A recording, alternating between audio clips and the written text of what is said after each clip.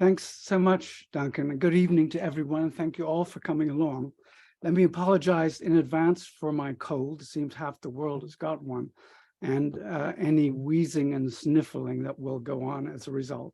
I'm also probably going to be just a few minutes over time with this talk. Every time I looked back at the book and looked at the talk, I started to add something, so it's compulsive, I suppose. It's very nice to see amongst you too, some old friends, some of you I've not seen in a very long period of time. So most of us have probably reflected that the prospect of rescuing any sort of viable utopia from the all-engulfing tsunami of consumer society seemed well nigh exhausted by the end of the last century. Moreover, if we're not aware then, we certainly are now, that reviving utopia in the face of the specter of catastrophic environmental breakdown is even more challenging. For humanity now finds itself in a unique position, unparalleled in its history. Its possible extinction as a species now looms, transforming the now remote apocalypse of theology and literature into a real-time burgeoning nightmare. The reasons for this are simple. The so-called climate change or global warming estimates of the past decade are being almost daily revised in terms of both likely temperatures in the near future and their possible consequences. The discourse of the early 2000s, which focused on a 2 degrees Celsius ceiling, has now been revised. 1.5 degrees Celsius is still touted as a goal sometimes, but we're already nearly there. And at the current global warming rate of 1.25 Celsius, but 1.48 to 1.5 on the land, the ice caps of the Arctic, up to 20 meters thick and shrunken by 40% since 1980, those of the Antarctic, up to 5 kilometers deep, are melting, along with the world's glaciers and the Siberian permafrost. Sea temperatures are rising, coral reefs are dying, forests are burning, the great rivers drying up, and the degradation of agricultural land, species loss, and water shortages proceed apace. The most extreme current forecasts and the worst case scenarios are sadly always the ones to watch, indicate a possible global rise in temperature of around 4 degrees Celsius by the mid to late 21st century. This would mean summer temperatures in Europe of some 50 to 60 degrees Celsius and sharply rising sea levels, which will displace billions. By 2070 or earlier, 3 billion people will live in uninhabitable zones. Most, if not all of humanity, may not survive. This means, of course, most obviously, that the key and nearly universal public discourse of attaining 1.5 degrees Celsius is wrong and needs to be set aside in favor of a much lower goal. The Earth is not a thermostat which can simply be set at an arbitrary temperature. The planet's degradation is much worse than the goal of 1.5 Celsius implies. Hence, one slogan to bear in mind: 1 degree is too much. So, how do we reach this apocalyptic condition?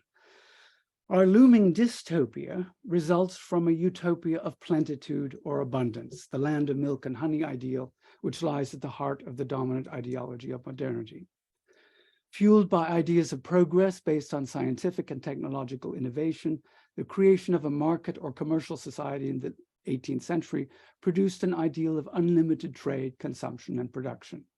By the late 20th century, this secularized version of paradise dangled the tantalizing vision of an American standard of living with its fast food, fast cars, and unending consumption before an eager world. After the fall of the USSR, in particular, the old egalitarian utopia seemed outmoded. The capitalist cornucopia seemed to have surpassed all other competitors. You'll all remember this narrative. Emissions, however, have risen some 40% since 1990, and 50% of all CO2 emissions ever have been in the last 25 years. So the planet is now warmer than at any time in at least the past 120,000 years, if not considerably earlier. So can we escape the mentality which consumerism has produced? That's my main problem for today. We might entertain two broad responses to this question. The first is extremely pessimistic. Not only our societies, but our very personalities have become so commodified and liquefied that the wealthiest cannot imagine a world in which unceasing consumption and a constantly rising standard of living are not the norm. Self and collective restraint seem well nigh unthinkable, and even if they were mooted, they would be quickly negated by our corporate and billionaire puppet masters. So we will hurtle recklessly towards the cliff edge of the future, heedless of the consequences and incapable of preventing their realization. A second possibility, however, is revealed by the utopian tradition, which offers a unique vantage point for conceiving alternatives to late capitalism. It too, admittedly, has flirted with images of the land of cocaine, the peasants' cornucopia, as well as the Baconian emphasis on the conquest of nature. But utopians have often understood that a balanced approach to using natural resources and to population growth can alone provide sustainable peace and plenty. Today, I'll introduce a few such examples to demonstrate this and then query just what their contemporary applicability is. I'll conclude by asking whether there is a cure for the disease now often termed affluenza, where our vulnerability to emotional distress is increased, as one writer puts it, by placing a high value on acquiring money and possessions, looking good in the eyes of others, and wanting to be famous. So, a bit of background first. Utopian writers have generally envisioned more equal as well as more virtuous societies. By the early modern period, it was becoming widely evident that such goals could not be attained if the cycle of luxury consumption by the wealthy, being emulated by the rest, was not broken. Very familiar cycle to us. Community could not be attained, in other words, if desire was not mastered and needs accordingly restrained. The lust for luxury, in particular, the key concept of them all, was seen as socially destabilizing because of the cycle of emulation, with the middling orders and even the poor, it was often supposed, dressing like the rich, a very typical late 18th century trope, causing a great confusion in social ranks and depriving the wealthy of key status symbols. Sumptuary laws were passed in Europe throughout the medieval and early modern period to suppress this process, mostly in vain, of course. For us, the danger of emulation, keeping up with the Joneses or the Kardashians, remains, as we will see, though it is the overall pattern and volume of consumption which are now more dangerous. But fashion has always been suspect to utopians, and simplicity of dress and adornment dominates the literary texts and communal experiments alike. Let me give you briefly two literary examples which illustrate this trend in the late 17th and 18th centuries. First is the Archbishop Fenelon's immensely influential The Adventures of Telemachus of 1699, where Lycurgan's Sparta is a clear precedent, as well as the life of the Saint King Louis IX, early 13th, mid-13th century, who lived, as the book puts it, without ostentation or luxury. The plot centers on the lawgiver mentor's reform of the corrupt state of Salentum, with the aim, quote, of reducing everything to a noble simplicity and frugality. Mentor divides the society into 7 classes, giving each an appropriate costume distinguished by color and regulating the furniture and ornaments of their houses, the use of gold and silver therein being prohibited, and all furniture being plain and long-lasting. Those engaged in luxury trades are returned to the countryside as cultivators, and an agrarian law restricts property holdings. All so-called arts subservient to pomp and luxury are banished. The diet of the upper ranks is rendered modest by renouncing, quote, high sauces. Manufacturing and trade are confined to useful commodities. Music, which is soft and effeminate, that tended to corrupt the manners of youth, is confined to festivals in temples, there to celebrate the praises of the gods and heroes. I can see your eyes rolling from here. Sculptors and painters are restricted to similar themes, and wine drinking limited to sacrifices and high festivals. Commerce excludes luxurious or superfluous goods. Wants are thus reduced, quote, to the real exigencies of nature. Here, as the text describes it, it is the pride and luxury of certain individuals that involve so many of their fellow creatures in all the horrors of indigence. Because some were luxurious and idle, others were poor and wretched. Only, quote, by changing the taste, manners, and constitution of a whole nation, could these processes be reversed. A second key work was one of the great bestsellers of the epoch, the 1771 text that Reinhard Koselleck terms the first futuristic novel. This is Louis-Sébastien Mercier's famous The Year 2440, a dream if ever there was one, confusingly somewhat translated into English as Memoirs of the Year 2500. Here, Mercier's principal target was, again, luxury as destructive of virtue, and he later acknowledged Jean-Jacques Rousseau as the source of his antagonism to the insolent luxury of Versailles. In the Paris of 2440, the horrid inequality of, quote, extreme opulence and excessive misery has disappeared. External commerce has ceased, and its linkage with imperialism is acknowledged and extinguished. Just sumptuary laws, we're told, have suppressed that barbarous luxury which blighted the Ancien Régime. Since there are no monks, nor priests, nor numerous domestics, nor useless valets, nor workmen employed in childish luxuries, a few hours of labor are sufficient for the public wants. You'll all be familiar with the scenario. Offensive weapons are banned. Women are demure and wear no makeup.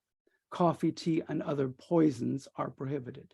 Everyone dresses in a simple, modest manner, though those who have saved someone's life or performed other acts of public utility wear an embroidered hat. Only useful and necessary luxury, unmixed with pride and ostentation, which instead promotes industry, creates new commodities, and adds to our conveniences, exist. The most affable people in the world regard a happy mediocrity as the ideal of sovereign wealth.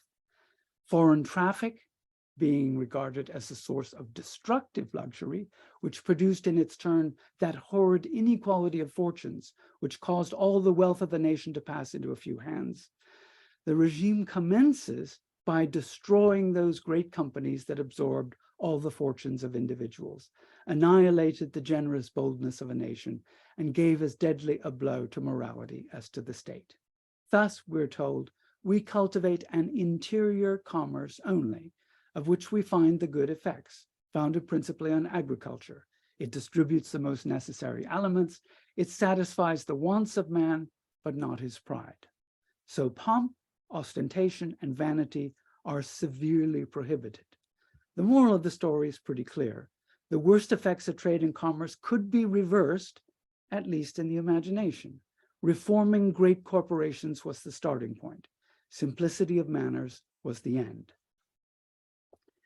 The threat of luxury was also integral to mainstream social and political thinking in this period, with Jean-Jacques Rousseau, sometimes called the first philosopher of the Greens, emphatically reminding the moderns of the threat to civic and private virtue posed by luxury.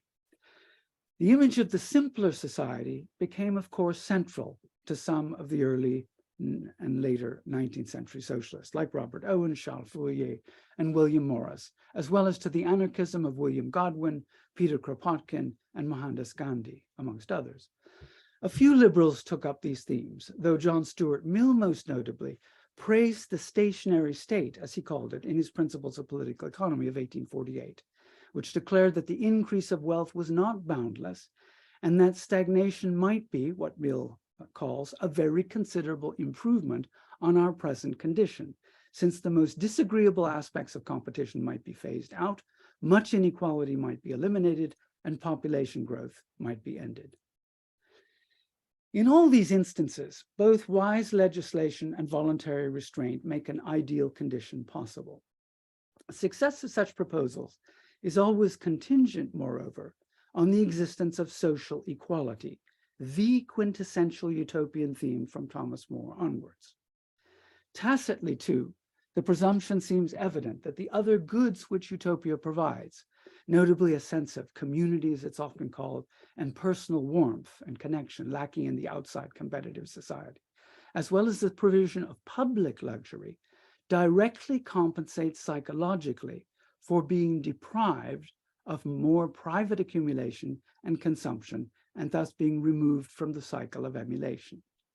Human warmth, it's suggested, empathy, and solidarity, along with public luxury, can replace private consumerism.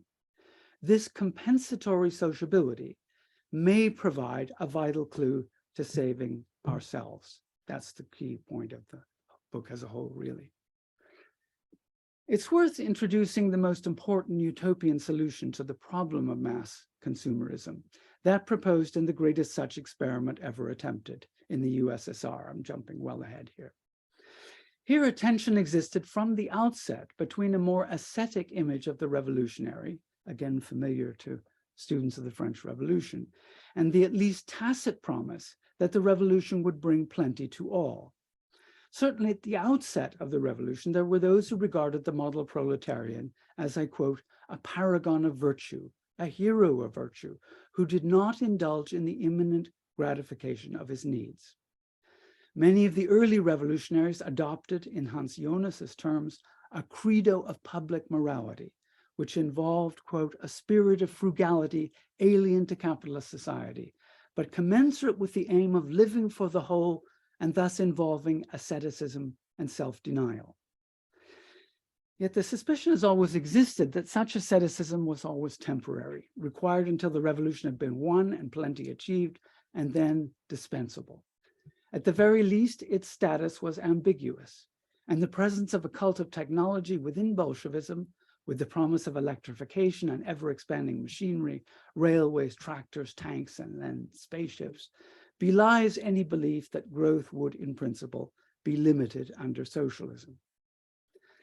The most substantial alteration in these ideals came about in the mid-1930s, when Stalin acknowledged that the surge in demand for consumer goods during the NEP period remained powerful. Soon, we're told by historians, the public's interest in material goods was immense. After 1935, Stakhanovites, exceedingly productive shop workers, were offered luxuries like cars as inducements to labor. They were rarely available otherwise for anything other than official use and were highly prized. They were also given costly clothing at workers' congresses. One woman who earned 9 times the average wage vowed to spend her surplus entirely on clothing, including ivory-colored shoes and a crêpe de chine dress. Variation in clothing in particular was widely desired, though the mass production of clothing also accompanied a desire to see ethnic groups like the Uzbeks dress like so-called cultured Muscovites, as A.I. Mikoyan put it in 1936. When Stalin proclaimed that year that life has become more joyous, he meant that this kind of abundance had been achieved, or was rapidly on the way. Soviet papers proclaimed, we endorse beauty, smart clothes, chic coiffure, manicures. Girls should be attractive. Perfume and makeup belong to the must of a good Komsomol girl. Clean shaving is mandatory for a Komsomol boy. A magazine named Fashion opened and dancing became all the rage. Then came, perhaps quite predictably, a backlash against promiscuity, so-called, and arrests of young women for having an immoral appearance for flaunting the new fashions. The more puritanical and the more libertine aspects of the revolution once again danced together in a dialectic. From this time onwards, the USSR engaged in a contest with the United States to provide a potentially endless array of consumer goods. The retreat from asceticism was largely a post-war and Cold War phenomenon. By the 50s, socialist fashion began to emerge, though a taste for things American, especially cars, music, and dance styles, also intensified. Some claim that the resulting gap between promise and reality meant that, quote, the ability to fulfill the needs of consumers would become a major factor in destroying the Soviet regime, perhaps even the chief one. Strong claim. This implies that the Soviet paradigm mirrored that of the West in assuming that mass consumption was an inevitable byproduct of industrial society, no less applicable to socialism than to capitalism. A similar process can be traced in the Eastern European states incorporated into the Soviet bloc from 1945 to 1989. Though there was here also an evident desire to promote a socialist idea of restrained needs, the manifest desire to attain a constantly tantalizing Western standard of living, particularly, again, as viewed through American commodities, made competition with the West in this area seem inevitable. The possibility of a systematic restraint of needs was therefore virtually ruled out from the outset. Here, as in the case of the USSR, competition with the American utopia made the construction of its Soviet equivalent well nigh impossible. So, our dilemmas, this section is called. How far are such examples relevant today? Several objections are evident. Firstly, the Earth's population is now mostly urban. By 2100, 70% of humanity will live in cities. This removes the possibility, discussed at much greater length in the book than here, that rural utopian communities could be an antidote to commercial urbanism, which was, of course, the option preferred by most pre-Marxian socialists. So we either remake our cities or we relinquish any hopes of utopian progress. Secondly, the religious prerequisites of hostility to luxury consumption are mostly now gone, as Puritanism and Catholic guilt alike are displaced by hedonism. Thirdly, modern individualism inhibits the power of collective restraint on behavior. More people live alone, fewer are marrying or staying married, more live in the surreal worlds of gaming or YouTube videos. Though countervailing trends towards conformity exist, collective pressure is lessened just as we need it to help limit consumption. Finally, the threat posed to civic virtue by luxury goods is not a recognized issue in public discourse today. Practically overpowered by neoliberal ideology, we feel often little obligation to others. Thousands complain, you may recall, even when asked to wear masks to protect others, as well as themselves, in a pandemic. We demand our rights without presuming that commensurate duties follow such claims. Indeed, in plutocracies, the reverse is the case, as the billionaires who control our media and often buy our elections and governments set the standard in excessive personal acquisition of planes, yachts, and so on, and generally dictate fashion down the social ladder. The more bewildered even offer their own utopia of space colonization in order to displace any focus on the existing social and economic order. Yet we have also witnessed some revivals of ideas of personal simplicity. The latest, and perhaps a serviceable model for the middle 21st century, was the countercultural ethos of 1968, many of you will recall. This was rooted in rejecting the commodification of everyday life, the subordination of being to having, the eternally nagging insistence on instant gratification and conspicuous consumption, designed to make our neighbors envious rather than to satisfy true needs. Under the banner of human liberation, a romantic, sensualist, anti-materialistic ideal emerged, which stressed communalism, egalitarianism, and oneness with a non-exploited organic nature. The counterculture, for all its faults, of course, condemned both the soulless, alienating capitalist work ethic and the elevation of shopping into a religion whose main attraction, as Zygmunt Bauman has noted, is, quote, the offer of plentiful new starts and resurrections, chances of being born again. This involves a cycle of constantly satisfying needs and creating new needs, and prioritizing luxury and brand identity and packaging over substance. Work under capitalism had become a means to an end, but equally a soul-destroying process which brought little else but what Richard Sennett calls the corrosion of character. We may, of course, query the idea that the retreat to a real self represented anything other than a variant on ever-mutating commodified selves, where the point of consumption is constant renewal. But the counterculture did present an ideal of simplified life, of authentic and direct personal communication, which gave greater recognition to the values of the emotions and of the erotic, to the passive, mesmerizing experience epitomized in the 1950s image of the suburban family sitting in front of the TV, eating their TV dinners. It posed a creative, active celebration of activity, or at least the alternative mesmerizing experience provided by music and dance. Bombarded by TV advertising, which dominated most of their spare time, and thus constantly urged to consume and to work harder in order to consume more, the moderns, it seemed, had become mere stimulus response puppets. The engineers of their souls were advertising executives. but to the ideal of a clean, efficient technology paid for by subservience to the machine. The Cultural Revolution of the late 60s juxtaposed a Luddite and humanist cry of resistance to the automation of mind and body alike. Although it was in turn soon commodified as a style worth buying into, this represents nonetheless at least a possibility of a renewed ideal of ecological balance. So, towards a post-capitalist society, let me finally consider whether we can again envision a post-capitalist society where we have broken the cycle of emulation, decommodified ourselves, and reined in consumption.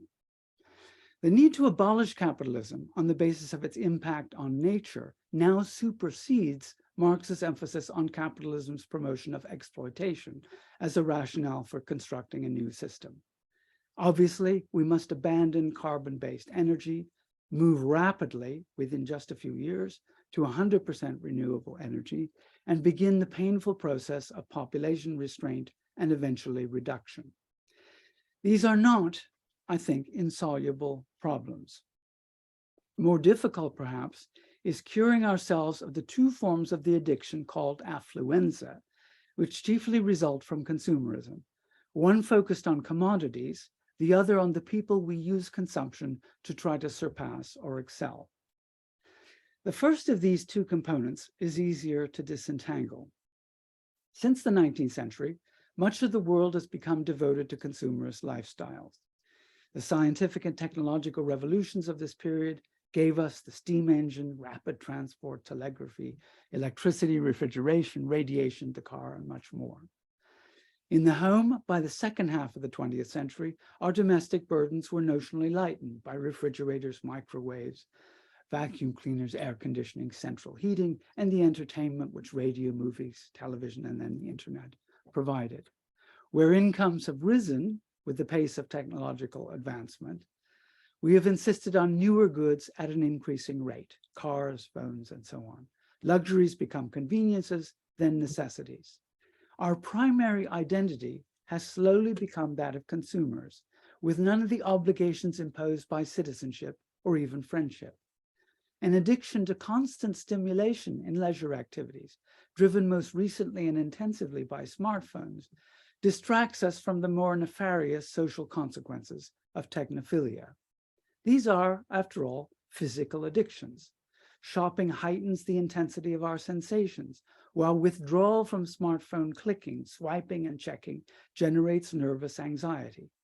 We are creatures, even slaves, of our commodities, unable to stem our relentless desire for novelty, for being with it and up to date, and for affirming ourselves through constant material renewal. And so, as the saying goes, we don't have stuff, stuff has us. The second element in affluenza is that we desire many goods less for their utility and our vanity and narcissism than because of their associated social status. You proudly acquire a new Porsche and park it in your driveway. I'm obviously not speaking to you as this audience today. So I, your neighbor, buy a Maserati and park it next to your Porsche. You're crestfallen, of course, but determined to work harder than ever to buy a still more prestigious car. This principle holds for virtually all the commodities branded as luxury goods, and even many mere comforts. Not only do we continue to value and define ourselves by possessing and consuming such goods, we are inescapably trapped in the rat race, constantly bombarded by increasingly individually targeted advertising, which hints at our lack of worth if we fail to participate. When we feel unworthy, others do not like us, and our self-esteem plummets. We recognize, of course, that few are actually made happy by a system which stimulates depression, anxiety, and narcissism in all its participants. And the poor, of course, increasingly are still more miserable than the rest. The greatest of all the paradoxes of modern progress is that ultimately it produces a miserable populace unless steps are taken to remedy its deficiencies. In the United States, the number of those describing themselves as very satisfied peaked in the 1950s, and the far greater range of commodities available today, to those who can afford them, has not increased satisfaction or happiness. In considering how to solve these problems, one underlying theme in both solutions is equality.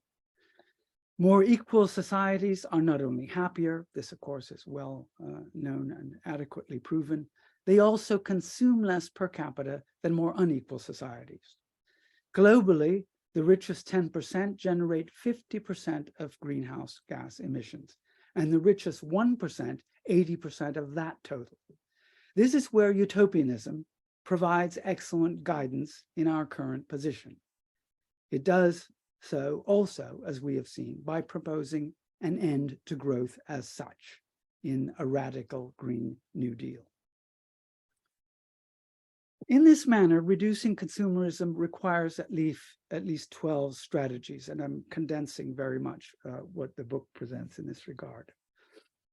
Firstly, we need to end planned obsolescence, or the deliberate design of goods to have the shortest viable shelf life. Our attitude has to be, to paraphrase Aldous Huxley, that mending is better than ending. Secondly, we need to curtail certain forms of advertising.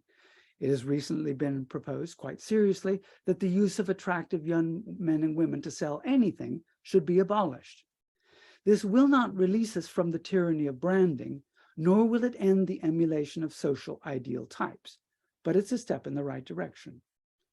Thirdly, we need to reduce the impact of fashion on consumption, perhaps by legislating against advertising and eliminating fast fashion. Some of you, London Fashion Week is ongoing. Some of you will have noted that this theme has been taken up there, in part at least.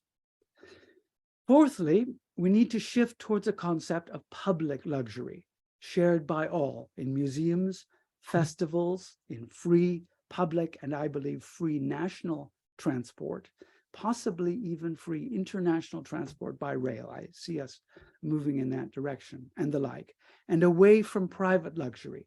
And at the same time, shifting our values towards consuming experience shared with others, or perhaps alone as in some computer games, and away from consuming unsustainable commodities.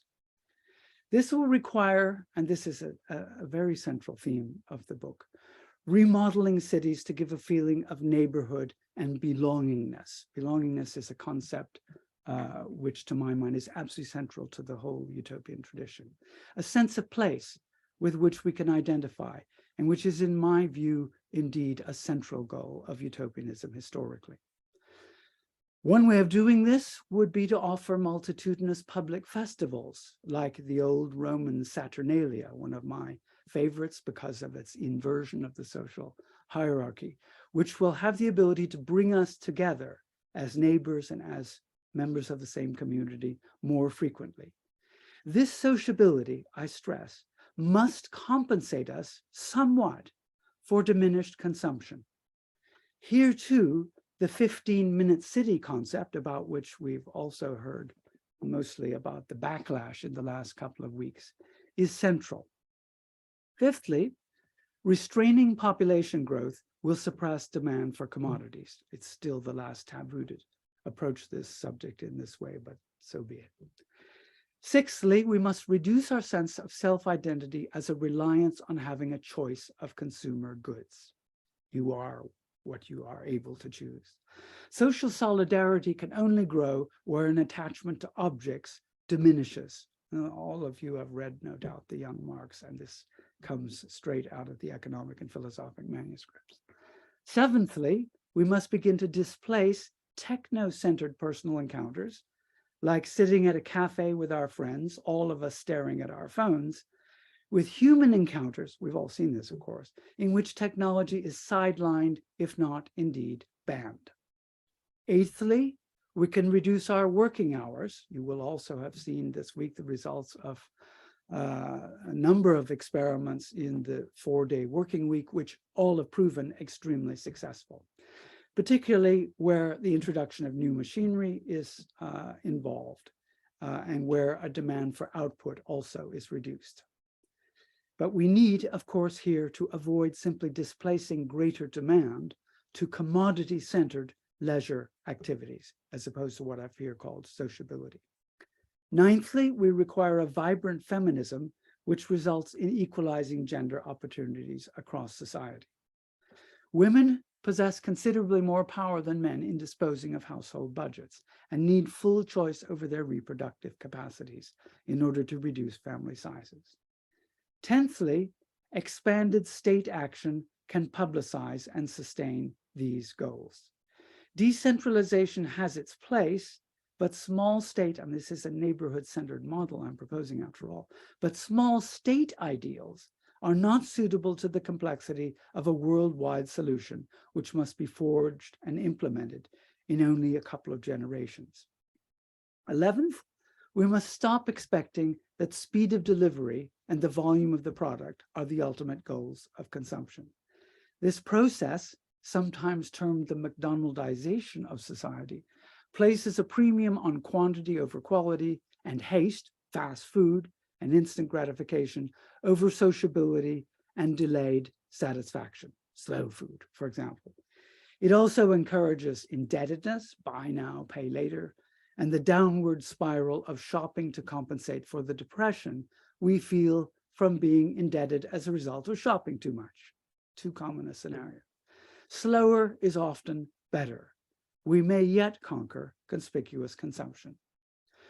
12th, and perhaps most obviously, perhaps I should have started with this, we must drastically restrict carbon consumption to reduce CO2 and other emissions.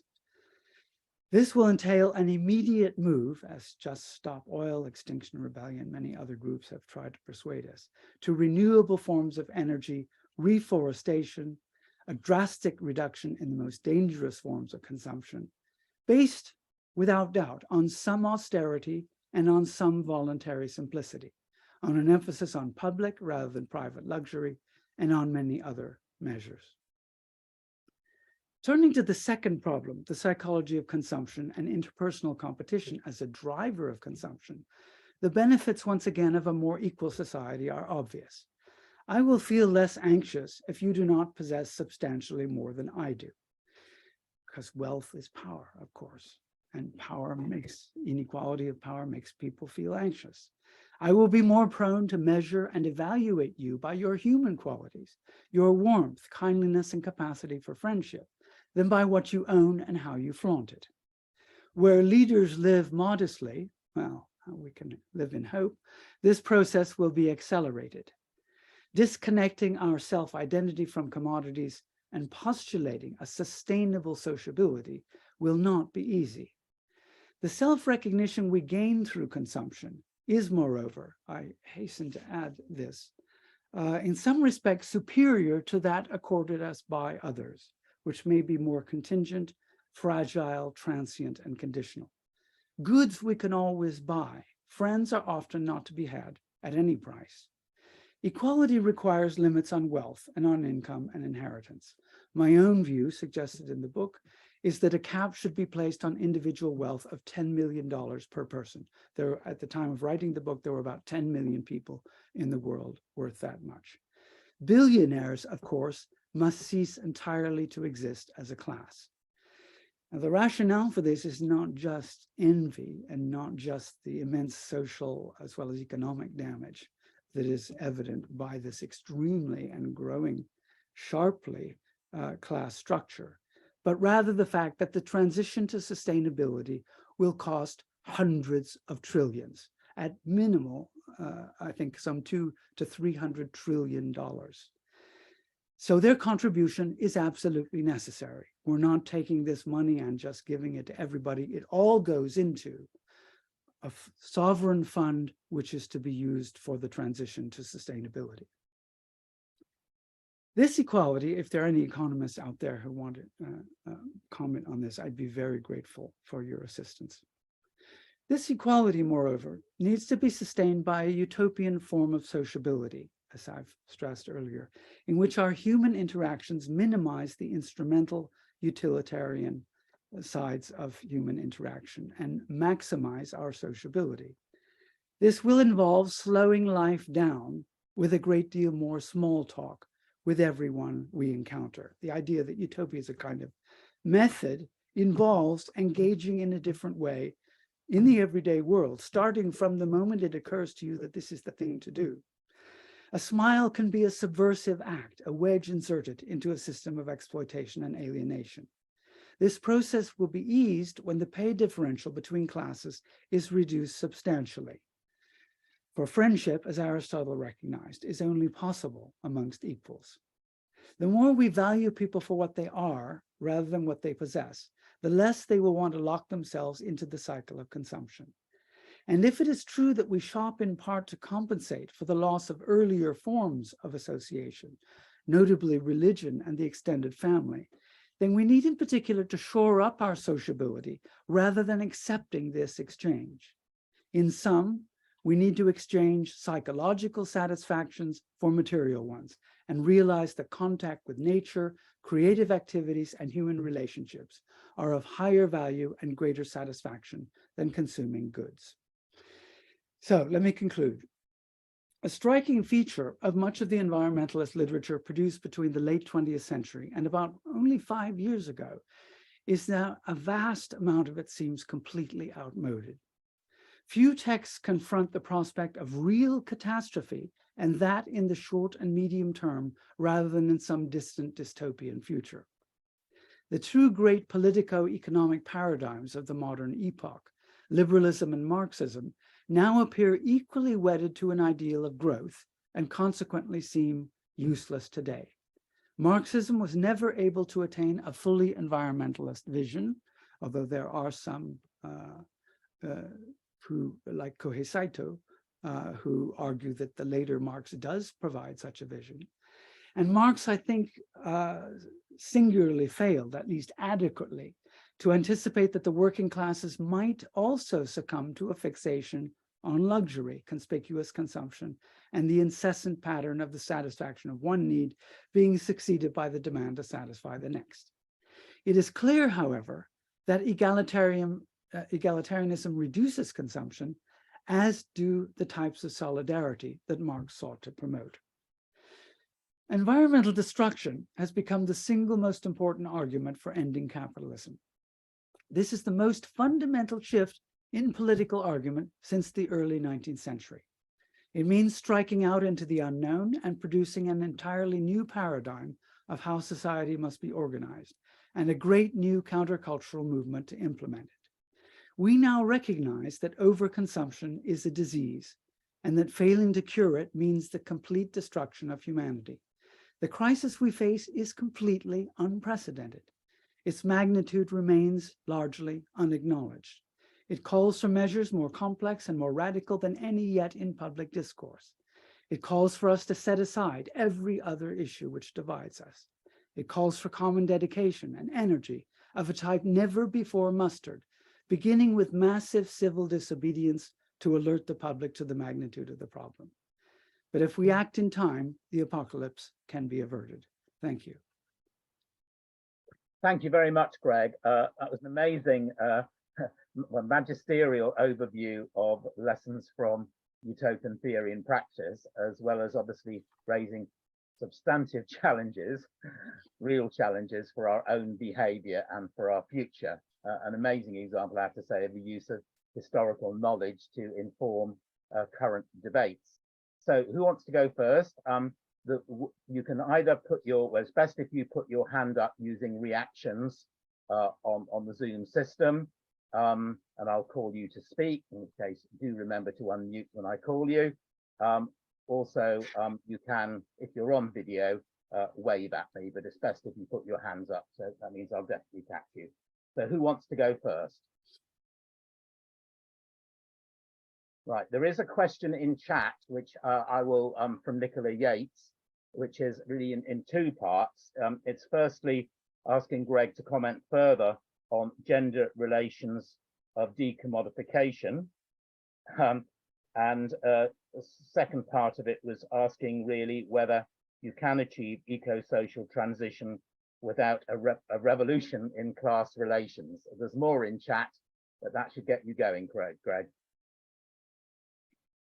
That's plenty to get me going, indeed.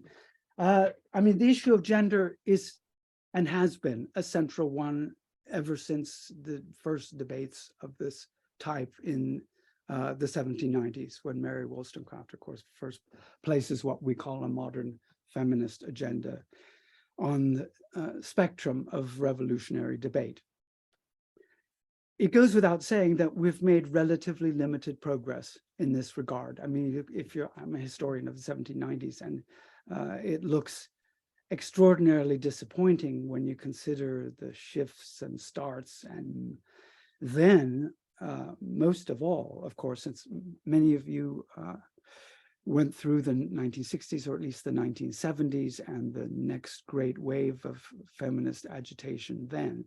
And the expectation, certainly, I think that most of us had in our own lives, was of a slow but steady, resolute progress, not only in our own society, but throughout the world, towards increasing gender equality. And of course, in some societies, the Nordic ones, perhaps the best known, Iceland, Sweden, Finland, and so on, very considerable gains have been made, without doubt. But in much of the rest of the world, and of course I include Afghanistan under the Taliban and the United States for the better part of the last 20 years now, there has been an alarming retrograde motion, which by the standards of the 60s and 70s seems utterly and completely inexplicable. A backlash of the sort which produces the incel movement, widespread public misogyny. Many of you perhaps are on Twitter and have witnessed the constant debates of this kind, all comes as an enormous surprise. Somehow, somewhere, this movement has faltered in a way which very gravely threatens the kinds of outcomes that I've described as necessarily having to arrive. There is no equality without racial and gender equality. There is no equality without overcoming the gap between the less and the more developed worlds, and forgiveness of all of the less developed worlds. That is the starting point in this regard, as well as then a massive infusion of capital, technology, expertise to raise levels of sustainability throughout the world. So the brief answer to this is we've been immensely disappointed, but shouldn't be probably disheartened, because there's not a thing we can do about it. This goal cannot be abandoned. It remains the way in which, and I hasten to add that the solution, as I sort of tacitly suggested in the talk, the solution to the population problem rests upon the education and empowerment of women. It's not something in the abstract which men impose on the world. It is something that we collectively, first of all, have to agree on, which we're very far from doing. But then we have to give women the ability to control their family size. And if we don't do that, then almost everything else we will do will be negated by further population growth. So, second question, rather teasingly, a revolution in class relations. I don't use the R word very often in the book. It seems to me one can mean by revolution a very substantial alteration in social relations without necessarily meaning the barricades, Molotov cocktails, and so on. Fortunately or not, I think the latter violent overthrow of the system is probably more likely than not now.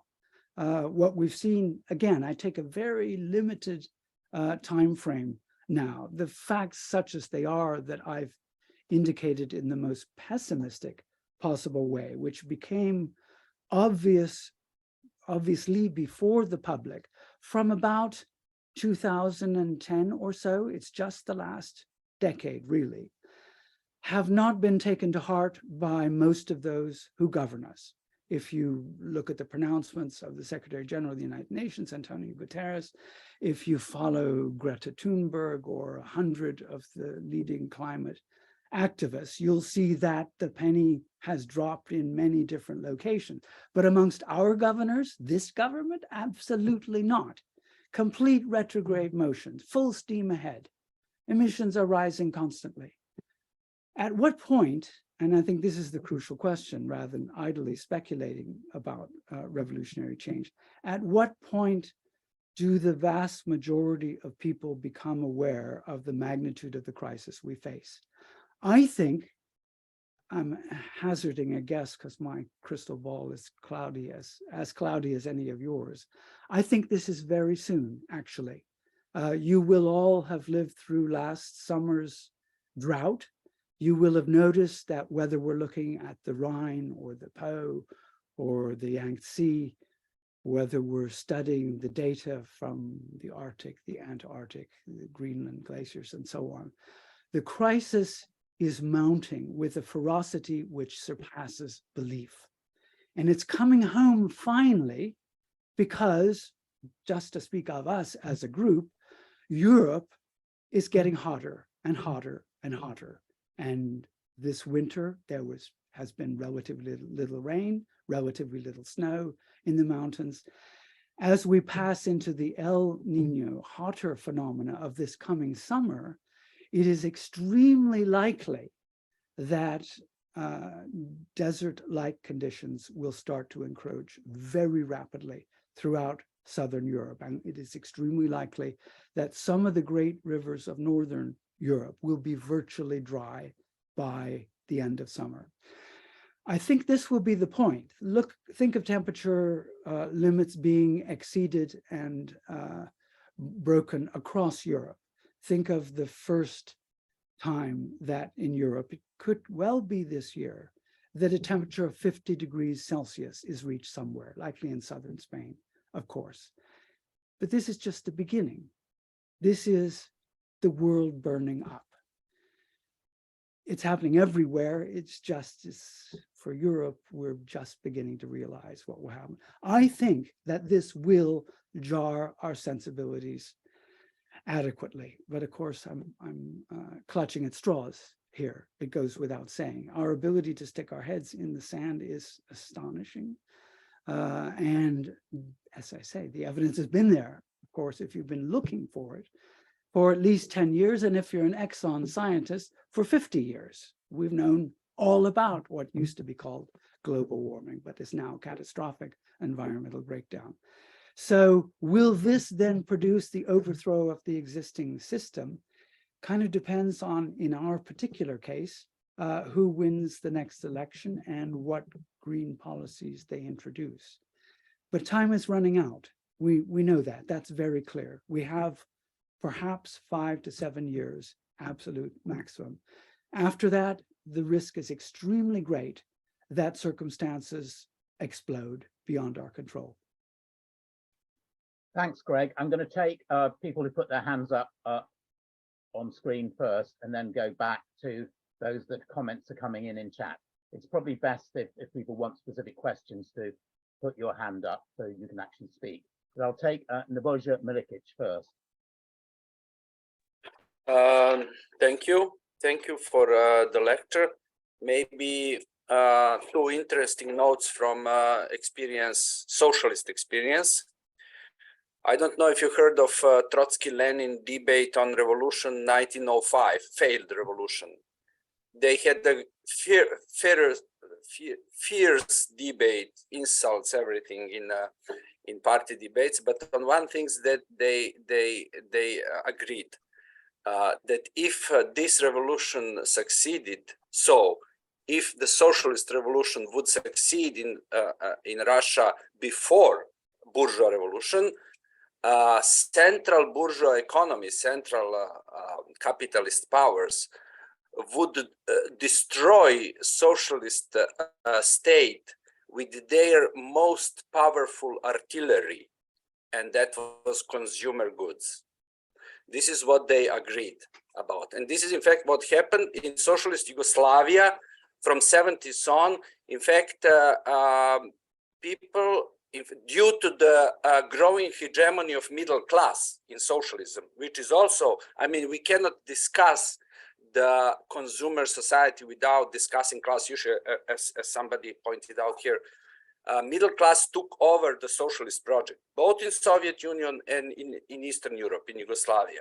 if you heard of a magazine Praxis, super famous worldwide, criticizing socialism from inside socialist theory, the only number that was forbidden in Yugoslavia was the one with the text, Phenomenology of Advancement of Yugoslav Middle Class by Croatian philosopher Milan Kangriga.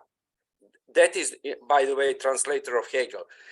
And that was the only number of Praxis magazine that was forbidden, because middle class was taking over and imposing its own standards, of course, related to their Western counterparts. And just to finish, did you maybe think of analyzing dystopian literature on that aspect? Because as far as I am aware, starting from Chernyshevsky's What is to be Done, responded by Dostoevsky's Underground Notes from Underground, and then Zamyatin's We, then Brand New World, then Fahrenheit 461, then 1984. This all dystopian literature is, from the position of socialist theory, I think, the paranoia of Western middle class mind against the planned economy. These are dystopian literatures in which planned economy is demonized, is ridiculed. And how would you achieve anything that you propose, not you personally, but like from your program, without a global planned economy? It is totally impossible to accept on ourselves personally, on our egos, on our middle class consciousness, the task of changing the economy. But the 70% of world pollution comes from 100 companies. How can we fight with that fact? With okay, we better leave it there so we can get Greg to get a chance to reply. But you may want to read Greg's book on dystopias, but Greg to respond. But that is the brief answer to the last point. Is this? I don't know if you could see it. Dystopia and natural history. Yeah. I have considered this at great length, and I take on board your points here. As far the last point you made, let me pick up on so that others get a chance to talk as well. A global planned economy is absolutely essential to the vision that I have in mind, because the transition to sustainability has to be done relatively rapidly. It will involve an immense concentration of wealth in the hands of an administrative body. I call it EcoCom in the book, the Environmental Commission, essentially. We have to be extraordinarily careful in the construction of this commission, but it will have branches in every country and will be, we hope, democratically responsive to local demand, local needs, and so on. But without a plan which involves an immense amount of local as well as regional as well as international collaboration, there is no way forward. I agree entirely. So the traditional criticisms about planned economies have to be set aside while learning at the same time what some of the shortfalls were. I mean, we need students of Soviet political era economy to be on board when we commence this enterprise once again. But that it is absolutely necessary. Just in one sphere, take hydrology, water supply. Water supply is probably the single most pressing issue for the next 20 years.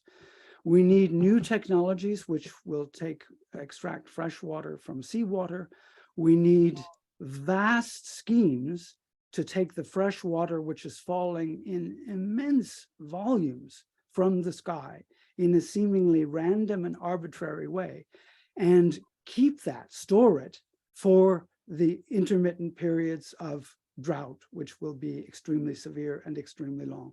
In a whole host of areas, international cooperation is absolutely central, and the operations of a single international body are also central. So I take your point entirely on board.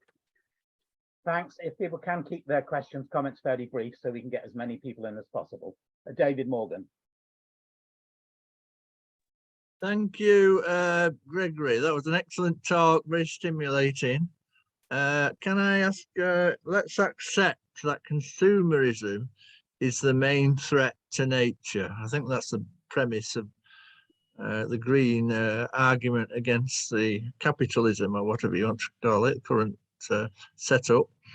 I would like to raise three questions on the factors that are threatening us. First of all, I'm playing devil's advocate in a way. That the Green New Deal, isn't that the most massive hoodwinkery in human history? Because its premise is based on growth, and going for growth is the reason why nature's under threat, why the planet's under threat. So all the variations of the Green New Deal are a confidence trick. Now, don't forget I'm playing devil's advocate. The American dream, you did touch on this. Now, the American dream is the basis of consumerism. The war going on in Europe is being fought in defense of expanding the American dream. So the supporters of that war are consigning us to Armageddon. Is that correct? Can you make some comments on that? And the question of identity politics. Identity politics is a shot in the arm for excess, celebration of excess, luxury, consumerism. It's an expansion of the niche markets for consumerism. So is that not a threat to our David, existence? thanks. So that's a rhetorical question, but I think maybe Greg can say something about these. Yeah. So okay. many, Thank you. Greg.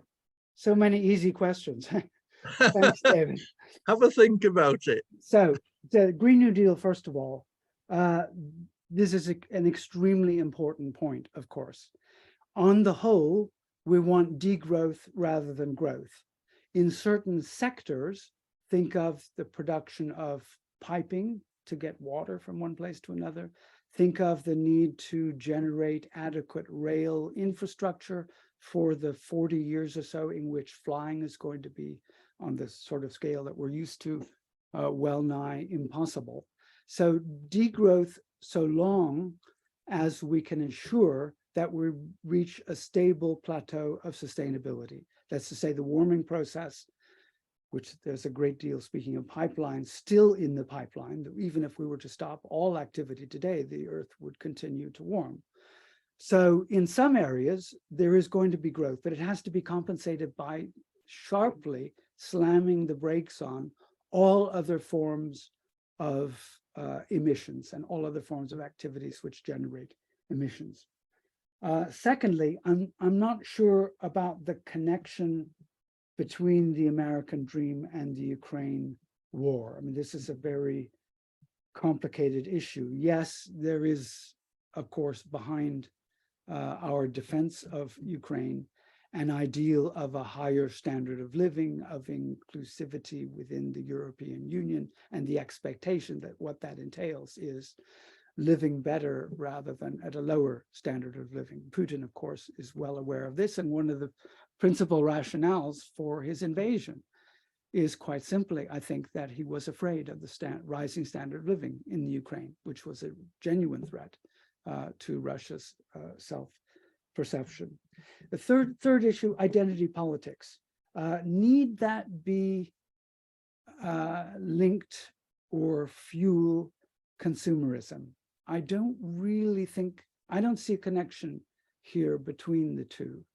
I think this is about social justice. It's about social and gender equality. It's about a lot of other things as well, but those are the two crucial issues here. Does it necessarily translate into the perception that we have to increase our consumption as such? I don't think it does. To the contrary, perhaps. I mean, let me be devil's advocate here for a second.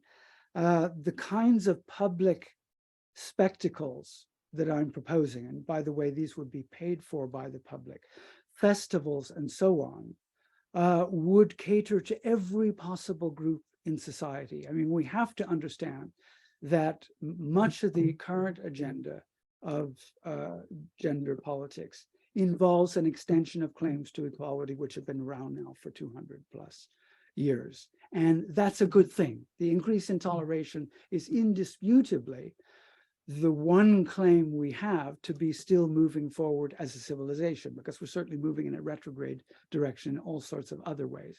So we need to cater for that and we need to support it. But we need also to wed it to the idea that no particular group has a special right to consume out of proportion to its basic existence. Consumption has to be suppressed across the board. I've spoken a bit about, I mean, also it's controversial because of the way austerity has been imposed upon us under the Tories for the last 12 years or so. But there will be a period without doubt when there won't be tomatoes in the Tesco's for a very good reason, and not just tomatoes either. We do have to get used to doing without things. And that's a crucial part of this narrative. The main point to be made there finally is, of course, this has to be seen to be operating equally. If, as in the case of the Second World War, as Orwell put it, the lady in a Rolls Royce drives by, then all the rationing and all the austerity and all the morale that the rest of the population can muster goes right out the window. We have a much more transparent society now, but we have to make the same conditions operate for the relatively well-to-do as for everyone else. Thanks. David Margulies, you're next.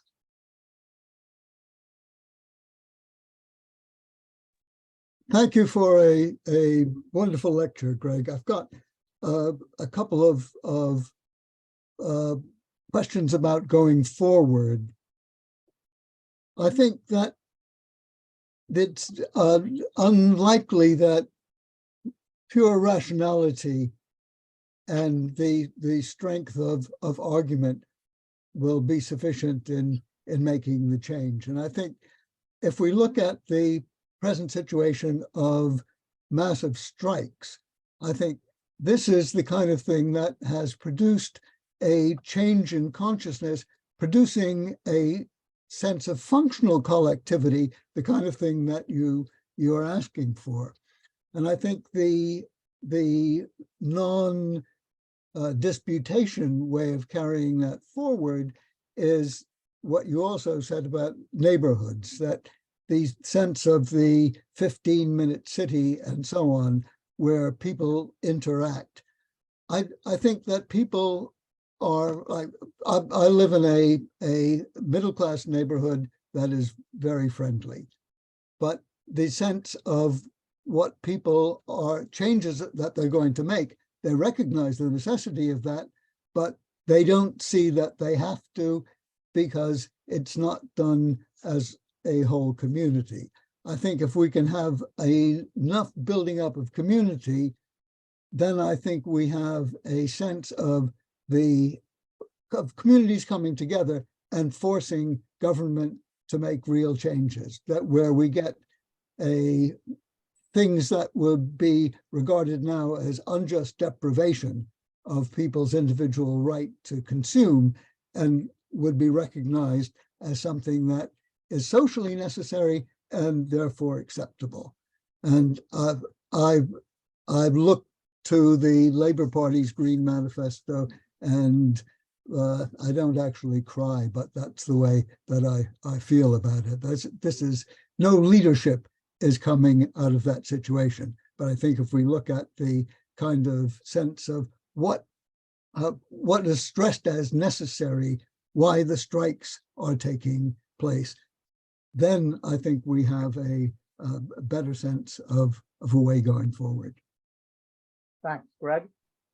Thanks, David. Yeah, I mean, we have a mountain to climb here, without doubt, and the middle classes continue to be pretty resilient in their resistance to any kind of reduction in their standard of living. So the 1%, which effectively is most of us, but particularly on the other side of the pond, the 1% of the more affluent countries are the group that we most need to target. And it's extremely difficult. Some of you perhaps are green campaigners. I would have been at a green event tonight if I were not here. And you know just how frustrating it is to see the party constantly hovering at a 5% in the polls.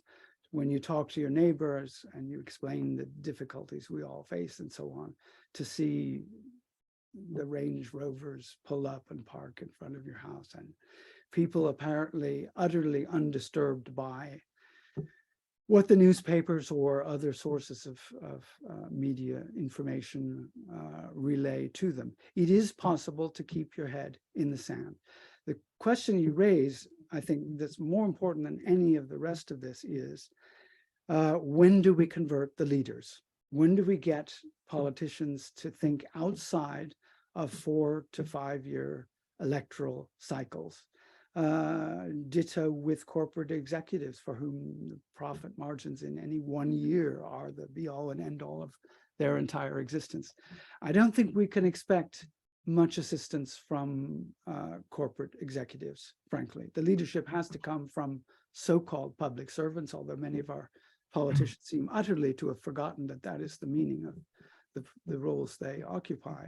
Our best chance, of course, now, just speaking of Britain, rests with a phenomenal Labour victory in the coming election, and with the chance you can take your own estimates of what the odds are on this, that the leadership will be sufficiently aware that that mandate does include a remedy, or at least a very serious offensive, probably, of course, taking place in the sphere of provision of renewable energy rather than any of the many larger, more international schemes I've described so far. That, I think, is likely to happen. But once the fire starts, so to speak, once we begin to see that the problems will continue to get worse, no matter, because energy is not the only problem, of course, as I've spoken relatively little about it tonight. The problem is the amount of resources that we're consuming and the degree to which they cause the planet to overheat. Once we get started with this, I think there's a much greater chance, obviously, with a Labour government, even this potential Labour government, than there is with the current bunch of clowns. So, thanks. Thanks, Greg. Paul Ward, you're next. Yeah, hi. Thanks very much, Greg, for your Hi, Paul. Long time no see. Yeah, who's this? Somebody spoke. Anyway, sorry, I can't get my camera working, by the way. I put 3 questions in the chat, so let me just say what they were. The first one was, when I visit America, I think the idea of the public storage industry, really private storage industry, really typifies the problem. You know, everywhere you go, people fill up their garage, and after they fill up their garage, they have to turn to a storage. It's crazy. My next point is probably most important point, although it leads to the last point. You know, the agency to make what you well described, make it happen. I've been listening to different people's questions and suggestions, but I'm still not quite clear where the agency might come from. 1968 was a promising event or time, but that faded out. And my last comment concerns Jamaica, where I am. I think Rastafarians, in a way, are setting an example, and always have. They live a very simple life, vegetarian life. And in some ways, a lot of Jamaicans follow. I mean, a lot of Jamaicans want the conspicuous consumption life, and they go to America. But the ones who figure they can't make it stay here and make the best of stuff. And what you've been talking about, festivals and so on, that's really what Jamaican life often is. Not to debase it in any kind of way. In fact, Lee Kuan Yew of Singapore came to Jamaica in the late 60s when Jamaica was doing better than Singapore. Then he says, we party too much here. So it's an interesting, the way that Singapore has gone in that direction since then. In Jamaica's had a less than 1% growth rate for the last 30, 40 years. So people are much where they were a long time ago. And yet the ordinary folks that I mix with are not desperately unhappy. They could be happier. So there we go. Thank you. Thanks, Paul. Greg? Thank you, Paul. So I'm going to take the first point and the third as comments, and the Rastafarians are a great model indeed. This is precisely the kind of both sociability and voluntary simplicity which we need to emulate. I don't think everybody can go down that path, but the general principles can be introduced to the wider public, provided, but only provided, that they have a good time doing it. That's the crucial thing about every kind of communal experiment. If you're goading and dragooning people into doing something, and forced sociability that they don't want to do, they may do it if they feel that they're going to get a bayonet stuck between their ribs, but it's not going to last, is it? Whereas if they're having a good time doing it, and they really do appreciate that there is a higher value to that activity than there is just in having stuff, to go back to your garage, which so much that you don't even know what to do with it, then they will go along. So the trick lies in creating the circumstances where people can enjoy this transition. I think that's a fundamental lesson to be learned from communal movements of the 60s way back to the 17th century and beyond. If people enjoy doing what they're doing, they will offer the exchange that I've argued for, of consumption of commodities for sociability. So the second point you made, I didn't adequately answer in the talk because I don't have an adequate answer. Who's going to do all this? My sense is I've been on numbers of demonstrations, as many of you have in the last couple of years, surrounding green causes, particularly XR in this country. And my sense is from these experiences that there is the potential for a much wider, essentially youth-based group to grow out of these experiences. Now, it's been kind of hit and miss, and as you're probably all well aware, XR has recently altered its more confrontational strategy, which has costed a fair amount in terms of, as with Just Stop Oil, arrests, and also public irritability, which is a real danger here. We've constantly seen the argument that those who disrupt the traffic and interrupt the progress of the daily commute of drivers and so on are actually just a public nuisance. Now, I think a large reason why that argument is more widely accepted has to do with the press and the media in this country, which is, of course, extraordinarily hostile to these principles, these demonstrators, and these groups. If we don't get the press on side, it's going to be much harder still. So just how you do this, I don't know. We have one of the most difficult media scenarios in the world, I think, short of a full-scale dictatorship of the sort that exists in Russia or China or North Korea. We are under the thumb, by and large, as a population of only a few extremely right-wing billionaires. Again, we can but hope, but I'm really stretching the point here, that a new government will try to do a deal with these press barons in this regard, to at least adopt a much more neutral, if not friendly, strategy. Again, starting with the extension of renewable energy. Energy comes first and foremost, and everything else will, we hope, follow from that. What I'm hoping for, obviously, as I hinted a couple of times in the talk, is that we get something like the counterculture of the 1960s, but parallels are not exact. That required new styles in clothing, new styles in music, new styles in speech, an intergenerational confrontation between the young and their parents. Now, I think actually all those ingredients are there now with groups of the young in Britain and elsewhere, but they haven't gelled yet. They gelled, of course, in the 60s, only after perhaps some 10 years. Think of the beatnik era as foreshadowing much of this, without ever making any substantial impact on mainstream culture. And then pow, by 66, 67, 68, there is a real impact on mainstream culture. That's a hopeful scenario. I think something like that could happen.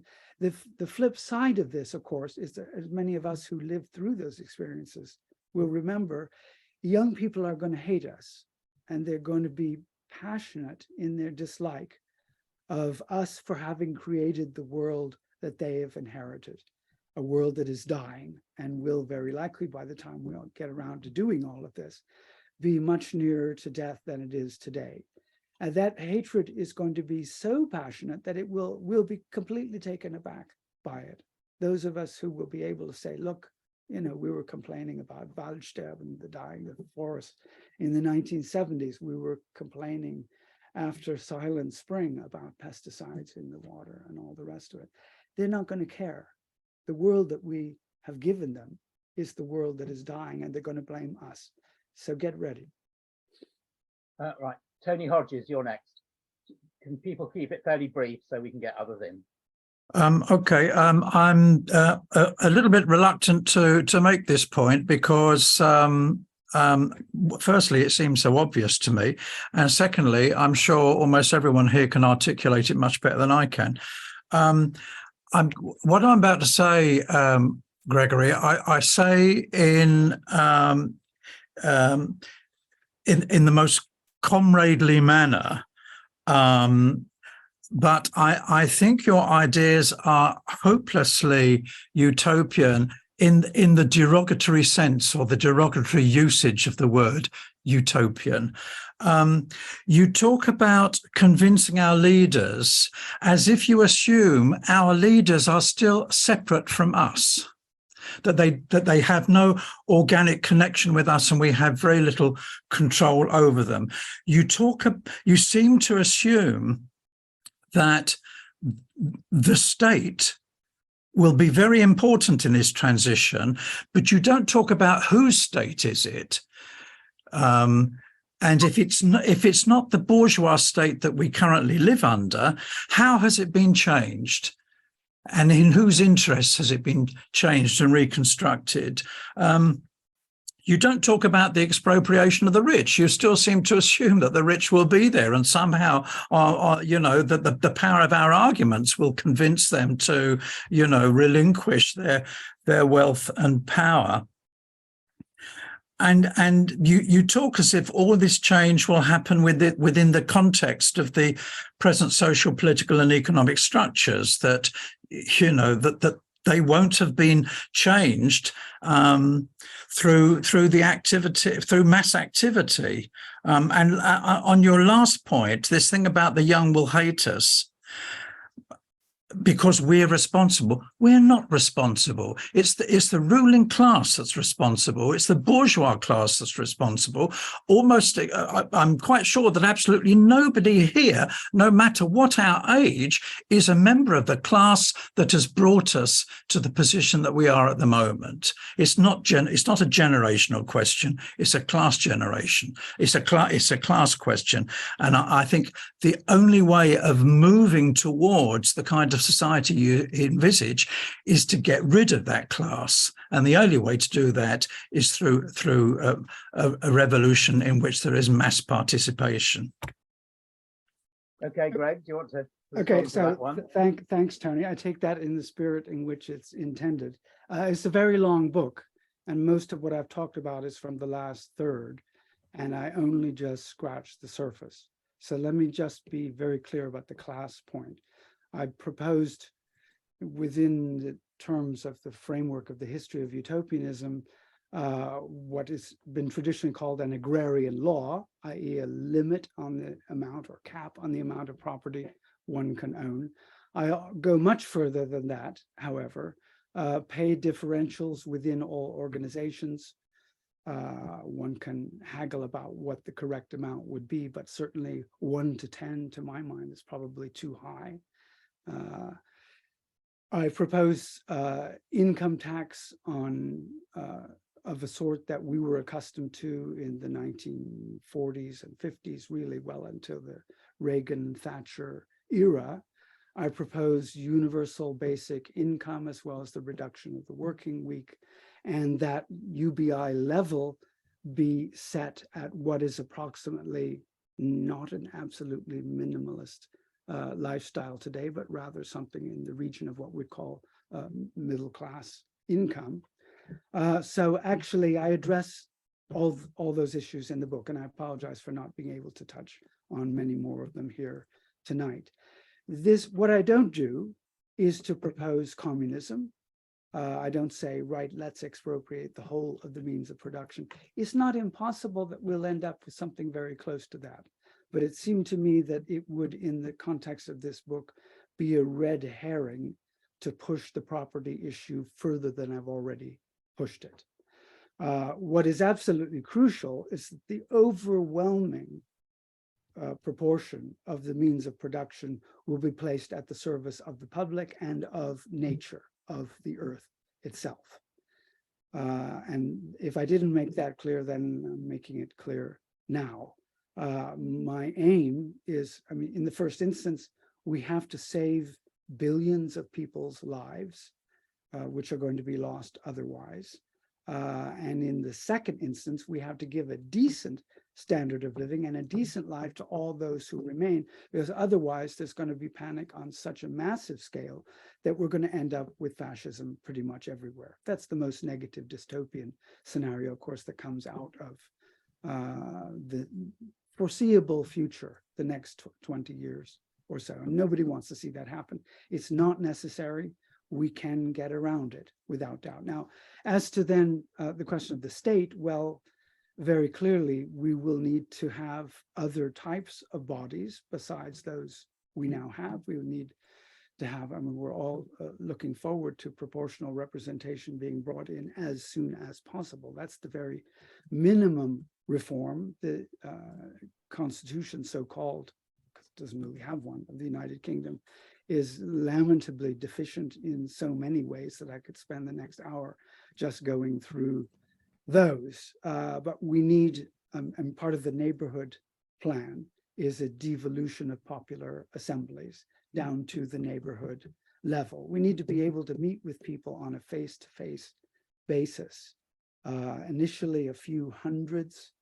I used the well-known figure of called Dunbar's number of 150 as the number of faces, approximately, that people can become acquainted with and get people that they can get to know.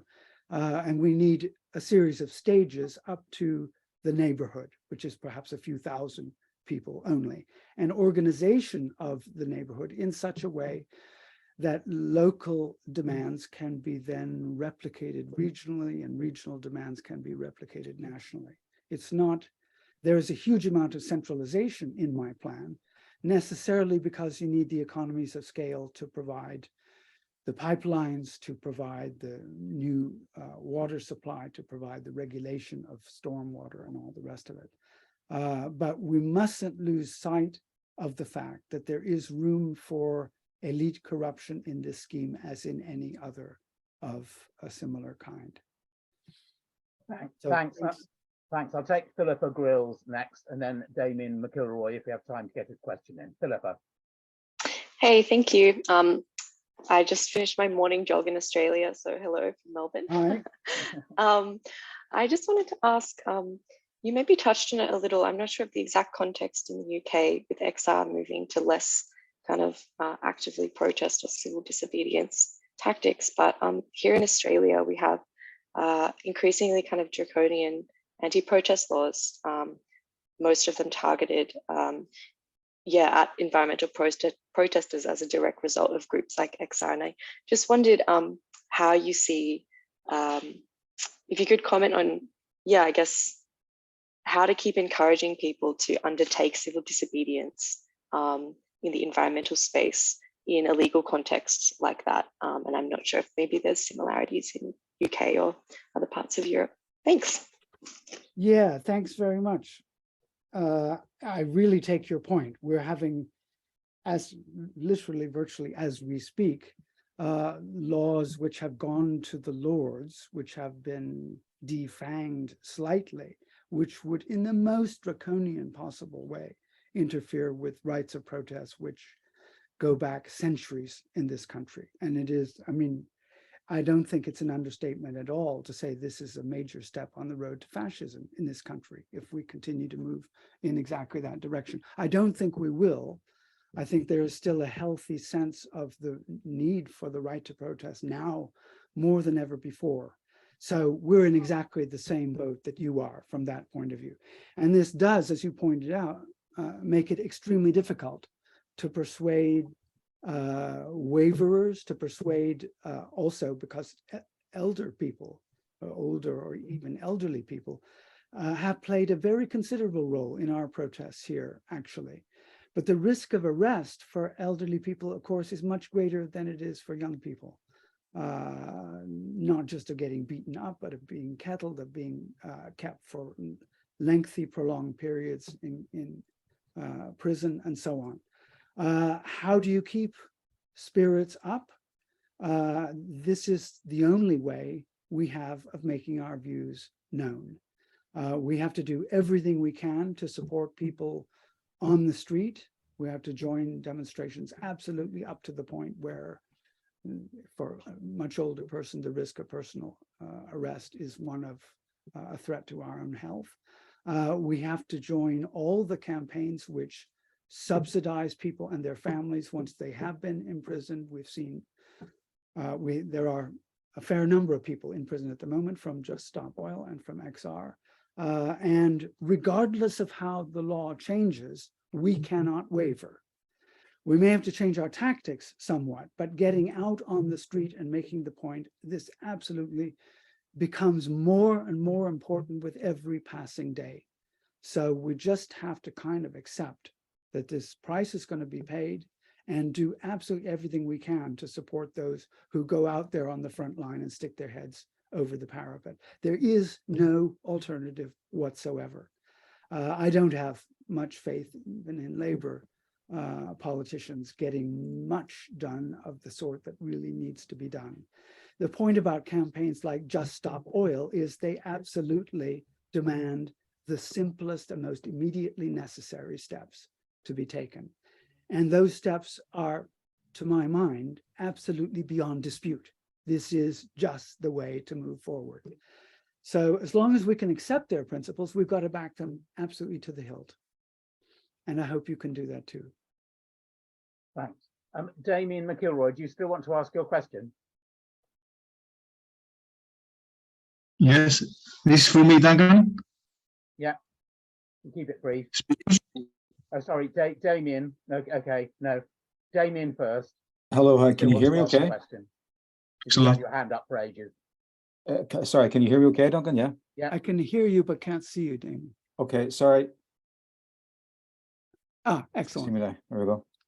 Okay, Gregory, listen, thanks for, that was a really wonderful presentation. I've really enjoyed it, and some of the questions have been very thought-provoking as well. And as I said in my question in the chat, I'm really glad that it's being recorded because I'll review it myself again. This touches very closely with the core of my PhD thesis at the moment. So thank you for that. I think you gave us a sort of a critical list in your presentation. As you said, it was really representative of probably the last third of your book. The list, I think, pertains to the radical Green New Deal that you spoke about in your book. This list would lead us to a sort of a post-growth utopia, moving away from what I've called the tyranny of consumption. I suppose the contention that I have with this is do we really think that, you know, making a list, a sort of a suite of options will take us any closer towards eco-social liberation? And does that sort of compartmentalizing the issue into a series of things that need to be done let capitalism itself off the hook? I think getting maybe closer to Tony Hodges' point on the issue of class. It seems to me that we're certainly in a position where there is a almost embedded social conditions for social conflict and antagonism. And should our focus not be specifically on that? Because if we're moving towards imminent or post-growth utopias, and we need that to be soon, then all we have is the present moment. Oops. Sorry, that's me. Okay, Greg. Sorry, my cat is parading across the desk. Yeah, I mean, this is the need to focus on class and on the economy and on current inequality is absolutely central to the entire argument. I'm unsure now, in a way I wasn't 50 years ago, as to what to make of claims for liberation, emancipation, and so on, which are not couched in relatively precise terms, i.e. you're freed from wage slavery because you now receive a decent wage, which you don't regard as exploitative, or the owners or managers of the enterprise in which you work do not directly benefit, not having to labor themselves from your work.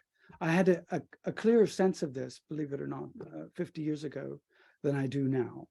As I said, I'm reluctant in the book to talk in terms of communism as the antidote to the current system. Because I've been hugely influenced by Marx, but I wouldn't call myself a Marxist. I'm a socialist rather, which I think gives me more flexibility to change my mind and to approach problems in various different ways than the label of Marxist does, because there are so many different kinds of Marxists that it seems misleading to use that label. But I don't see that what I think most of us would call capitalism is going to survive after the transformations that are necessary. Most crucially, not the nationalization, but the internationalization of a very large number of major corporations is kind of the sine qua non for getting the ball rolling in the creation of EcoCom, the organization that will supervise the transition to sustainability. We will not have, obviously, any of the fossil fuel corporations continuing. The part of the basic program that I proposed looks pretty much actually like the program that Marx and Engels proposed in the manifesto. So nationalization of large parts of the means of production, nationalization of credit, nationalization of transport, nationalization of all of the key utilities, electricity, water, all the rest of it. So, but I don't call this communism. But I think that these policies, which by the bias, many of you will be aware, and because of the recent debates about this in Britain, particularly water, are extremely popular. The nationalization of all the key public utilities, including the railways, are very popular. But we just need the right people to be able to bring them in. Whether this ends up without anything, any large corporations whatsoever, is another matter entirely. Obviously, there's going to be severe resistance, to go back to the question that several people have raised. Obviously, push will come to shove. We will be out on the streets. There very likely will be violence. I can't see a transformation of this kind happening without some of it. We can, as someone pointed out, not rely entirely on human reason to see us through here. I've given a plan. Lots of other people have excellent plans as well. And there's a wide spectrum of possibilities within each of those.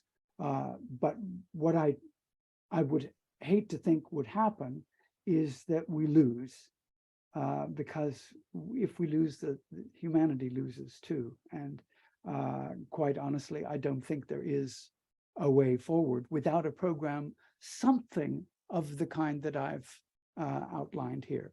Not in every particular, obviously, but something of the kind. The crucial thing is to ensure the transition to sustainability. That's not going to happen under fascism either. So if we can get that point home to the public as a whole, then I think we stand a reasonable chance. Yeah, thanks. I think we'll take two more questions. That's probably it. So those who've got hands up, Spiros Makros first, and then Amita Barbasaka. Spiros. Thanks, Duncan. Thanks, Gregory, for your book first, and then for your illuminated deliver. If I'm not wrong, we have a typology here.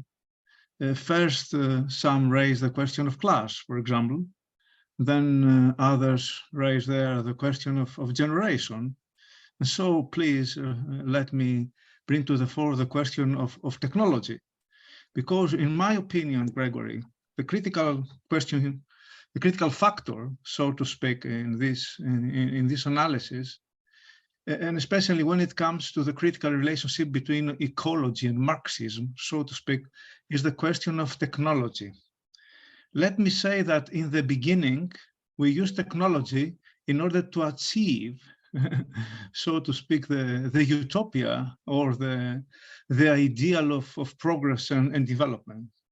Now, and in the progressive field of social democracy or socialism, for example, some speak about green democracy, Sadalmu, for example, or green capitalism. Then now we are trying, or we want to use once more technology in a reverse mode now, in order to clean everything that surrounds us, trying to achieve a kind of a green technology, of a good technology compared to an evil one, and so on and so forth. So I'm a little bit confused here, Gregory. Is it a matter of capitalism? So we have to achieve the ideal of anti-capitalism? It's a matter of technology. We have to achieve, let's say, a good one, the green technology, and so on and so forth. Or is a matter of a Rousseauist, so to speak, ideal. Let's reject everything. Let's abandon capitalism and technology, and to go back to achieve a kind of a noble savage. Let's speak like that, okay? So if I'm not wrong, in your book somewhere you speak about the golden days or something like that, okay? So what is the point here? Is the point of capitalism, the point of anti-capitalism, the point of a good technology, of a green technology compared to an evil one, or something else? I'm a little bit confused. Okay, and I think you made your point. Your answer, and this is my short conclusion, your answer will help us, Gregory, to delimit, so to speak, the critical relationship between ecology and Marxism. Thanks a lot. Okay, Greg? Thanks so much, Spiro. I don't think a reversion to primitivism of the kind that we associate with Rousseau is likely to fly with the majority of the population in the more technologically advanced countries. I also think, of course, that there's got to be some way that we can still utilize those advances in technology. I'm thinking in particular of medicine. I mean, I have various health problems. I'm in hospital a fair amount of the time. And the notion that we should give up on scientific research because of the ecological price to be paid in building hospitals and staffing them and providing all the technology and so on, strikes me not only as anathema, but as completely unsaleable to the general public. So the basic rule nonetheless can be that we can live much simpler lives while continuing to see advancement in certain areas which contribute manifestly and in an extraordinarily large and meaningful way to our own personal happiness. So this may mean, for example, that an MRI scanner, a new series does get invented and does get built, but a new series of Porsche doesn't get invented and doesn't get built. The one we need, the other we don't need. I do deal at length in the book with the various primitivist strands within utopianism. And Rousseau, of course, plays an absolutely major role in my accounting of the luxury debate of the 18th century. He is a central figure for the history of the French Revolution. He remains poignantly central for all the debates that I've been talking about this evening and that are going on today as to the extent to which we can rein in our lifestyles and stop consuming stuff that is harmful, not just lots of stuff that is harmful, but almost everything that is harmful, at least until we get a hold on the warming process, which is very likely at least 40 to 50 years. Thereafter, there's another story, I think, to be told. But for this reason, I think one can use figures like Rousseau in order to say, look, what the man is saying, what the Stoics said, what Gandhi said, and so on, is actually, from a philosophical point of view, you can have a qualitatively vastly superior life by doing without consuming a lot of the stuff that you are consuming and doing some of the activities that you do, like flying in a harmful way. But if you then put it to people that what we need to do is to go back before the Industrial Revolution and go back to living in the countryside, I don't see this working. If for no other reason than, as I pointed out, we've become globally an essentially urban society. And that the process of urbanization, of course, the figures that I cited, 70% by 2100, do not take into account the immense population movements that will take place as a result of increasing warming, which throw a whole spanner in most of the calculations right up until now. It's simply not taken into account because everybody is extraordinarily alarmed about the implications of billions of people moving out of areas which have become too hot to live in. So I take your point about good technology and green technology, and I do think that we have to try to retain whatever we can that doesn't have a harmful impact on emissions, as well as, of course, increasing. The water is of extreme interest to me. The technology now available to convert salt into fresh water is really pretty pathetic. It's totally inadequate to the task of replenishing what is no longer going to be flowing down from the mountains and coming in the form of rainfall. We need, just to give this one example, Ecocom to set up an international institute where the best minds in the world are working 24 hours a day to crack that particular problem, to convert very large volumes of seawater. It's very energy intensive, but as we know, if you do it with renewable, Max, don't stand in front of the TV. If we do it with, he's a very friendly cat, by the way. If we do it with renewable energy on sufficient scale, we're already halfway there. We can utilize the resources that we will have by 2030 if we were to embark full scale on the conversion away from fossil fuels and towards renewables. This can be done. It's actually one of the easiest parts of the whole program. And of course, all the technologies related to renewable energy need to be intensified. If you know anything about solar panels, you know the immense achievements that have been made there, for example, just in the last 10, 15 years. All of that needs to be concentrated on still. Okay. So thank you. Last question.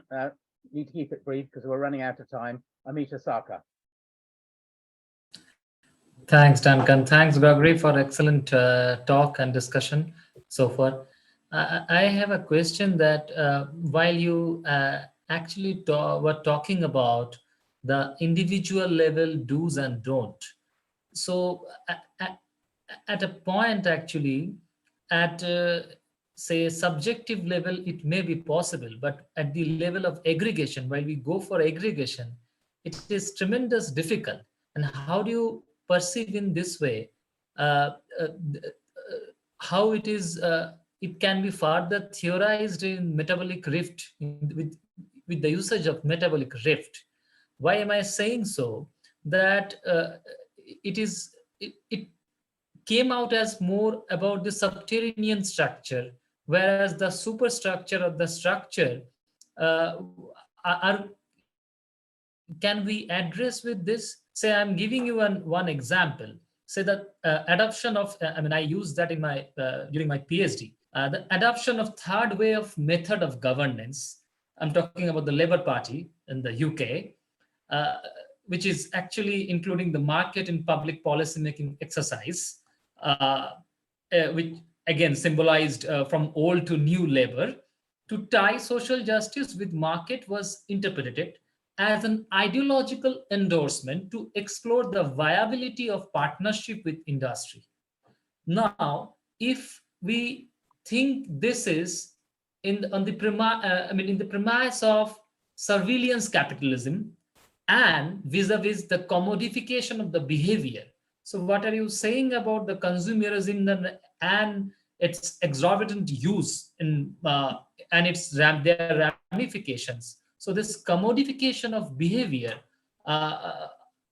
can we address at the individual level? Thank you. Yeah, I mean, the broader question that you raise here, I think boils down to what can individuals do in the face of all this anyway? Does it make any difference how you lead your life? Someone earlier on said, well, the problem really isn't our generation. The problem is the nature of the system we live in, and even to the degree to which all of us are part of the 1%, we're not causing the kinds of emissions that the great corporations are, and so on. I mean, I have various opinions on this, and more than two minds about it, because I'm sympathetic to quite a lot of the criticisms of the ideas I espouse myself. I think it's extremely important, as a matter of principle, that everyone feels personally that they're on board with the transition to sustainability. So, I mean, let me give you one of the most important individual examples, because one of the easiest things that you can do to change your own behavior, and also one of the most important because of the environment, and that is stopping to eat beef. Beef production is extraordinarily polluting, a very large, astonishing. So over 40% of the land in California, for example, is used for beef and dairy production. As we all know, that the collapse of the Amazon also is directly related to the extension of beef farming and so on. It's one example, but it's an extremely important example. And the point here is not only that if everybody stopped eating beef, and then secondarily, if we introduced a scheme of carbon pricing for all commodities, so that the real cost to the natural world was evident on the sticker in the supermarket, so that you have, you know, obviously no more air freighted vegetables in the affluent countries and so on. If individuals themselves felt that they were making a sacrifice and that they were part of this giant collective effort to save the earth, that is an extremely important way of getting around the objection that, oh, it's the system that's causing all the problems. I'm not directly a part of the system, so why should I have to do anything myself? This is a very harmful attitude, and it's harmful because of the principle as such, as much as it is harmful in the consequences, namely that we don't stop long distance flying, we don't stop eating beef, we don't stop consuming other products which have a very high carbon intensive price. You see what I'm getting at? Okay, I think that's it in terms of questions. We've had 2 hours with Greg, so that is really appreciated. I don't know whether Greg wants to make some final comments. You may wish to refer, there was a question from John Walker in the chat. Well, good Marxist question. Are you arguing for degrowth of use values or degrowth of exchange values, or both? So I don't want you want to sum up and pick that one up as well. I think it's a bit late to comment at length on that. What we want degrowth in any form of harmful consumption. But the literature on this is extremely limited from what I've seen. So there's a long ways to go, and any contribution that any of you can make, well, I'm extremely grateful. And thank you all very much for lasting so long this evening. It's been a pleasure. Well, thanks very much to Greg for his time. Do buy the book. Yeah, good. Steve, without needing to ask, has put the discount code, 30% off, using the code U2023. So please buy the book. I've spent the last 4 days, I have to say, reading it, and it's amazing. So especially those of you that were sort of critical of what you thought Greg was saying, read the book and you'll see there's far more in it than you could possibly anticipate. Thanks so much, Duncan. I just want to say, do join the Socialist Society for those of you that aren't members. It's all on our website. You obviously get told about the meetings, which are mainly online now. We normally have one a month, sometimes more. If any of you actually are interested in doing a presentation or speaking, do get in touch with us. We're also looking for contributions to our newsletter, which goes out twice a year normally. Do tell us what research you're doing or what books you're publishing, because we do want to cover that as much as possible. We also publish normally 2 occasional publications a year. One just came out a few weeks ago, and there are more being worked on. And also, for your membership, you get a subscription to Socialist History, which is our academic peer-reviewed journal published twice a year.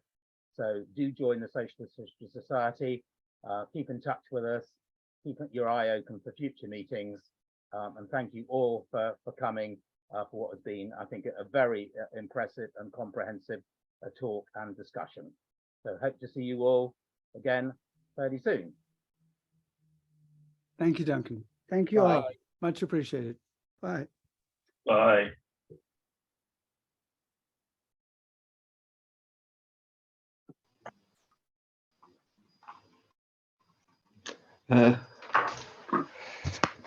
Just to say thank you, Greg. Much appreciated. And my pleasure. I'm just trying to catch up with some of the stuff in the chat that I didn't get a chance to address. Can you keep the chat, Steve, and send it to Greg? Oh, that'd be great. That'd be great. Yeah, that's